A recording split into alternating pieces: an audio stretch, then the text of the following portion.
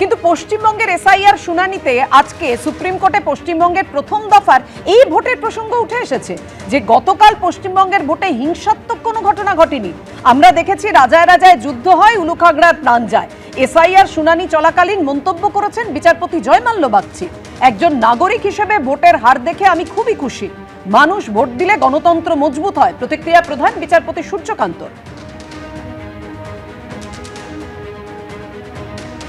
মহানন্দাদি, দেখুন, অত্যন্ত চিরচেনা একটা প্রবাদ, রাজায় রাজায় যুদ্ধ হয়, উলুখাগড়ার প্রাণ যায়। আজকে মাননীয় বিচারপতি জয়মাল্য বাগচির কণ্ঠায় এই কথাটা উঠে এলো। অর্থাৎ কমিশন যদি সজাগ থাকে, বাহিনী যদি ঠিকঠাক কাজ করে, তাহলে এমন ভোট পড়া সম্ভব।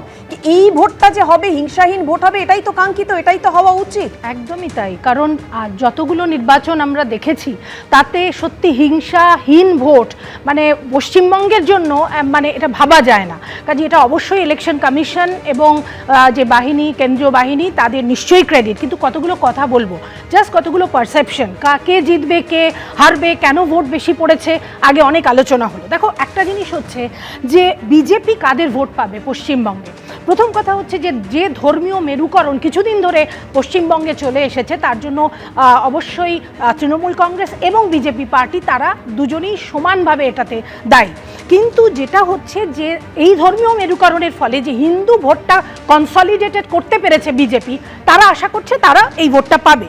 কিন্তু সেকেন্ড পয়েন্ট যেটা হচ্ছে যে অর্থনৈতিকভাবে পশ্চিমবঙ্গের লড়াইটা বিজেপির পক্ষে একটু অসুবিধাজনক। বিজেপি অনেক জায়গায় বলছে যে ওয়েস্ট বেঙ্গলের পজিশন 24th পার ক্যাপিটা জিডিপির মানে অনুযায়ী, কিন্তু এটাও মনে রাখতে হবে যে গ্রস স্টেট ডোমেস্টিক প্রোডাক্টের হিসেব অনুযায়ী পশ্চিমবঙ্গের স্থান কিন্তু খুব খারাপ নয়, 6th।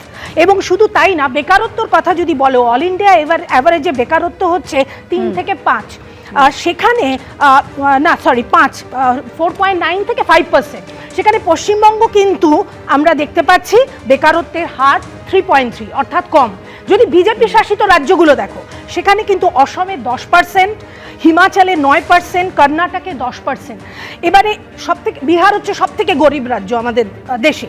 শিল্পায়ন সারা দেশেই কিন্তু সেভাবে হচ্ছে না, কিছু ক্ষেত্র ছাড়া। এবারে পয়েন্টটা হচ্ছে কাজে এই জিনিসগুলো নিয়ে বিজেপি লড়াই করতে পারবে। এই জিনিসগুলো আদৌ ভোটে কতটা প্রভাব করবে? কিন্তু দেখুন, ভোটদানের হার ঐতিহাসিকভাবে যে জায়গায় পৌঁছে গেছে তা নিয়ে কিন্তু সন্তোষ প্রকাশ করেছে সুপ্রিম কোর্ট।